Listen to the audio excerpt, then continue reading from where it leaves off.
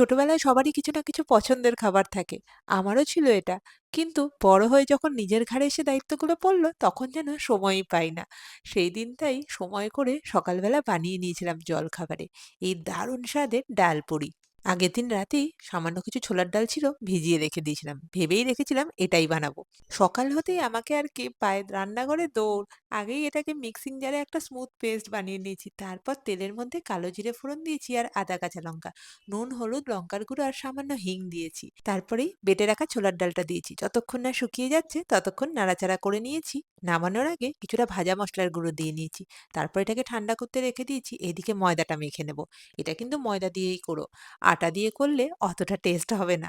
এমনিতেই এতদিন বাদে বানাচ্ছি, তাই একটু ময়দা দিয়েই করলাম। আটা নিয়ে আর রিস্ক করতে চাইনি। নুন, জোয়ান আর তেল দিয়ে মেখে ওটাকে রেখে দিলাম।